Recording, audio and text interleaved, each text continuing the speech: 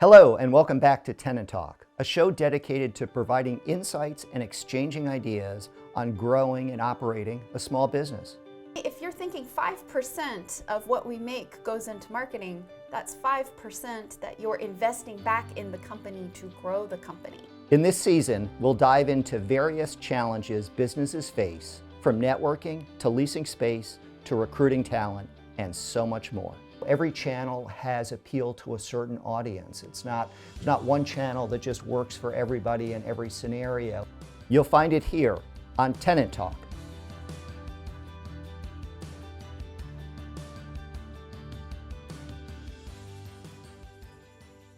Hi, welcome back to Tenant Talk, a show that focuses on the needs of small businesses and acts as a forum for them to exchange ideas. I'm Bill Singer, I'm with Kenwood Management, and our topic today is going to be marketing. And fortunately for me, hopefully for you as well, we actually have a real expert on marketing for today's episode. I'm here to introduce Christina May, President and CEO of Illuminate. Christina, welcome. Hi, Bill. How are you today? Wonderful. How about you? I am excited for this topic, obviously. Our last episode, we spoke a lot about your expertise, but today we get to turn to mine. So exactly. And I feel like for so many small businesses, this topic is one that everybody knows they need, but they don't always know the right way to approach it. They don't always know the best way to allocate resources, money, to be the most effective to try to reach their clients. So I am hopeful today that you're going to help our audience and me figure that out. Well, hopefully I can put some myths to rest and really show everyone what marketing can do for their small business and where you should really focus. So hopefully give you some actionable items today that you can take away. Okay, perfect. So let me start with just a very kind of generalized question. I'm a small business owner. Mm-hmm. I have a pretty limited budget for marketing. What would you recommend as the priorities? Where should I focus first and foremost my marketing efforts? Okay, so let's start with the first myth buster, the word budget. This feels like a four-letter word when it comes to marketing. So let's start there. Everyone underestimates what they should be spending on marketing. Or a lot of times in the industries that we serve, which are primarily building, construction, and real estate industries, you think that just a sign will do. You know, everyone sees my trucks. Everybody drives by it. Everybody sees it. I don't need to do any marketing. Give you an example. The average budget for the industry is 5%. So 5% of your budget. So when you're doing your budget out, you're doing rent and tenant improvements and things like that. When you get to marketing, it should be around 5%. That number typically scares people from the very beginning. Right. But if you think about it, if you look at it kind of more like you do in a retirement account, okay? You're making deposits into that account and you're looking for future returns. It's very similar to what Kenwood Management does on the investment side, right? Yep. So when if you're thinking 5% of what we make goes into marketing, that's 5% that you're investing back in the company to grow the company. Are you going to see those returns right away? No, sometimes you don't, but you need to look at it as a long-term investment account. So let's start there. And then once you've swallowed that pill, it's talking about really what marketing is for small business. And I think this is where some people get a little confused and they have this misconception. So I'm going to put Bill on the spot here. Bill, what is your definition of marketing, or what was your definition of marketing? So great question, and what makes that so valuable, and I think what I want to make sure that I share with our audience is how it has evolved over time, and how we thought about it, and just how that's changed.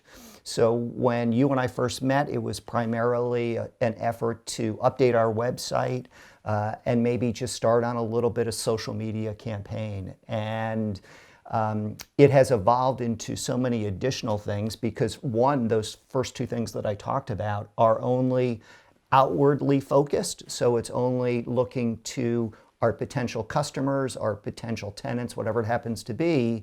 But in fact, marketing is way more than that. And that's one of the things that I've learned through this process is marketing is also an internal process. And what I mean by internal is focusing efforts on employee retention and employees also understanding what your message is, what your company's purpose is, because as your employees go out into the world, whether they're meeting with clients or not meeting with clients, they represent you, and there's an opportunity there for them to sing your praises and explain what you do and how to do it as effectively as possible. So that's a big part of our evolution, through that. So. But somebody who's just kind of starting out, what would be the first couple of things as you're thinking about, if I have just a few $1,000s or even up to $10,000 and I've just started out with my business, what would you most think about? What would you recommend that people focus on? Well, the first thing I would do is, going back to the definition of marketing, it is all of your communication. So most people look at marketing and they think it's just advertising. And so you immediately get discouraged because advertising is really expensive. And if your budget's only $1,000, $10,000, I would say if your budget is only, $30,000 or $50,000, if you're a slightly larger corporation, it's still not going to take you very far if you're doing paid media only, if you're doing advertising only. And marketing is so much more than that. So it's really, you need to look at different aspects, and that all starts with really getting to know your customer. That is the key to everything. Without customers, you don't have a business. If you don't know who they are, you need to figure out who they are. That's really just kind of a basic. Right, and you can't, your customer isn't everybody, right? No. There is really a defined component to understanding who that is. You should be happy with that. Mm-hmm. You shouldn't be there trying to please the whole world. I think there are tombstones with certain sayings written on them, that say, hey, here lies this business that tried to serve everybody. I like to say if you're trying to serve everybody, you're serving no one. Right. So you really need to focus in and figure out who that is and get to know that individual. And we call it a persona. You can, come up with a name for this fake customer if that makes it easier for you to give them human attributes instead of just age and demographics, things like that. But anyway, moving into really the stages of marketing, it's the attraction. So that is what most people are used to. How do I get more people to come and become a customer? And that's what they associate marketing with, and particularly paid. There's non-paid methods as well, which we'll talk about. And then once they become a customer, marketing doesn't stop. Then you move into customer retention. And you can spend a lot of budget in customer retention, and that has nothing to do with paid ads. Customer retention is marketing. And once you have a customer, selling to an existing customer is much easier than acquiring a new customer, and cheaper. And then when we move past customer retention, then we're moving into the last phase, which is really community building and getting people who are non-customers that don't meet your ideal customer profile, so to speak, that we were talking about, that fictitious person, but speak very highly of your business to others. They like your mission, they like what you're doing, they like what you're sharing. Those are the three kind of components of marketing. Everyone really just focuses, though, on the attraction side. So to answer your question, with a small budget, you need to figure out where to put the effort in. If you are a brand new business, in order to stay in business, getting customers is priority. So you're going to there's only two ways to build an audience. You build an audience through paid, but you can also build an audience through non-paid activities. Non-paid activities have to do with making sure you have a website, making sure that all of your directory information in Google is accurate, that you make it very easy for people to find you and call you, fill out a form, get in touch with you. Do not make it hard for your customer to buy from you. You should make it very, very easy. So there's lots of solutions out there for websites. You can do it yourself. You can hire a professional. But keep in mind, when you hire a professional, do not get sticker shock. A customized website is going to cost thousands of dollars, zeros. not $8,000. So there's a difference, and all are okay. You just need to have your expectations in alignment for what it is that you're putting into the budget. So those are some basics that you should focus on. You should focus on social media, but not all social media. So this is a common mistake we see a lot of people make, is that they think that social media is where it's at. And you really need to think about that ideal customer again, that persona we talked about. If they're only on one particular type of social media, then that's where you need to focus your efforts. You do not need to be everywhere. If your customers are not on TikTok, don't spend time on TikTok. But at the same time, I would encourage you, please experiment, try some things. It's okay to fail and learn what doesn't work. The only thing that's going to cost you as a small business owner, if you're doing this yourself, is time. If you're more established and larger and you're, using either consultants or, people that you hire through like a service like Upwork or something like that, or even, a full-blown agency or company like ours that specializes, in RevOps, these are things that it's okay to allocate part of what you're doing to try new things. And if the person that you're working with isn't encouraging you to try new things, that should be an alarm bell to you, because if you don't try, you don't know what works. So I always equate it to fishing. If you don't switch out the lures every once in a while, you don't know if there could be bigger fish out there. Right. Great comments, great thoughts. Let me drill down a little bit on a couple things that you talked about. So one of them is, and I'm going to relay this to Kenwood's experience and in our experience, we initially started out, as Christina had brought up, putting effort into various social media platforms. And we quickly determined that for the type of business that we're in, that LinkedIn was the best connection point, the best engagement that we were getting. And what I would suggest to our audience, which ultimately kind of we did, is that we thought about, whether it's Facebook or Twitter or LinkedIn or TikTok, effectively think about that as different channels on your TV. Every channel has appeal to a certain audience. There's not one channel that just works for everybody in every scenario. And if you think about social media in that way, that every one of those four things that I just described are different channels and different people are going to watch them, then you'll start to really kind of focus your efforts.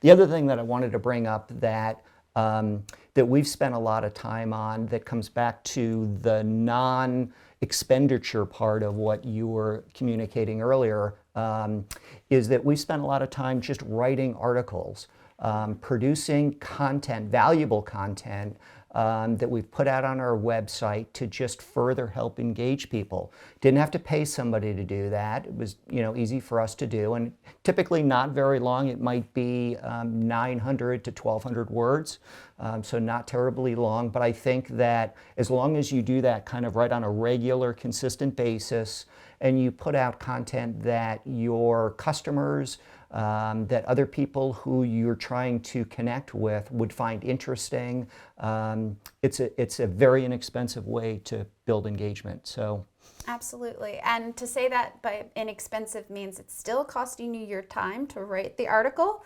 Right. Please spell check, grammar, all that kind of good stuff. Remember, this is your business. And writing is something, and communicating in general is something every leader should hone over time. You should be able to convey your ideas in a way that other people can understand. So tips that I have for writing, especially if you are the owner of your business, pretend that you're talking to a potential customer, and don't talk at your level. Talk to them in a way that you're answering a question that they might have. A lot of times when we get too far into our expertise, we have a tendency to get really stuffy about our writing, and we use jargon and words that people don't understand. That won't strike really well with your potential audience. So make sure that when you're doing writing, that you're writing to your potential customer and their experience level with what you are providing, because remember, you're solving a problem for your customer. So literally it is as simple as listening to your customers' common questions and then answering them in a written form. A writing hack I like to share for those that get really stuck in their head as they type, try dictation. It works really well. There's software for that, but there's also software built into word processors now, and it's not bad at all, and it really gets you close. All you have to do is kind of clean up your article, and it will sound like a human. So that's definitely something that you want to do. Right. I think I'd add to that with some of the articles that we've written.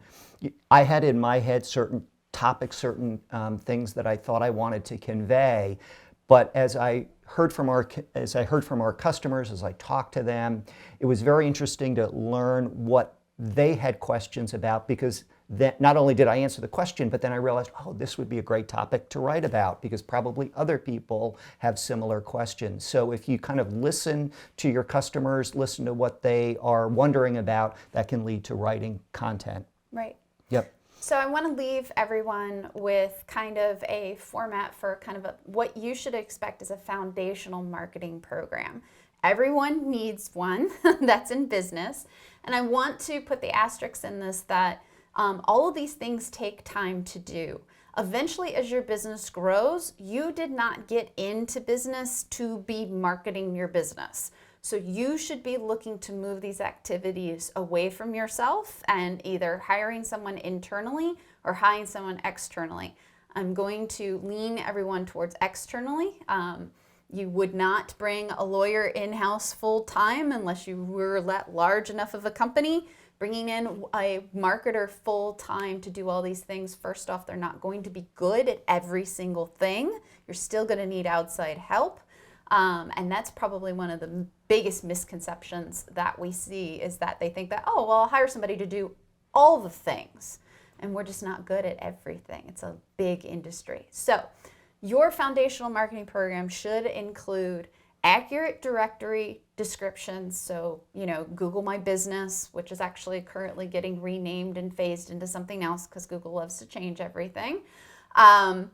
You want to make sure those things are accurate and correct. You want to make sure that you have the basic social media and that you post to them to show that for the ones that are not your primary channels, that you're in business. So don't just establish a Facebook page and never post to it. At least post to it once a week, right? So have your social media channels. Pick one that you're going to spend a lot of time on. Have your directory listings correct. Make sure that you have what I'm going to call respectable website. Does not have to be fancy, but it needs to be accurate. It needs to be easy to use. Don't make it hard for customers to interact with you. And augment that so it's not a brochure. Make sure that you're constantly adding new content to it. And that can be the best form of content, honestly, is the written content for your website. But you can also dive into video, you can dive into audio. There's lots of things out there, but those are the basics that you need to have as a business to have a foundation for marketing of any kind. Yeah. So. Yeah, I think the one other thing that I'd add that I have found from our experience is that you have so much effort that you spend sometimes on what you think is the priorities for your business. But I have sometimes heard of examples from some of the small business owners in our portfolio that in talking to a customer, they found another pain point that ultimately led to a whole nother segment of business that they never even anticipated having to go in. So keep your ears open as you're out there. Marketing is, as you've heard on this episode, in so many different formats. There's many different ways that you can approach it and think about it. But you will figure out the right method to go. So Christina, thank you so much for joining us today on Tenant Talk. What you have helped our audience understand is amazing. We really appreciate you being here. Thanks for having me back, Bill.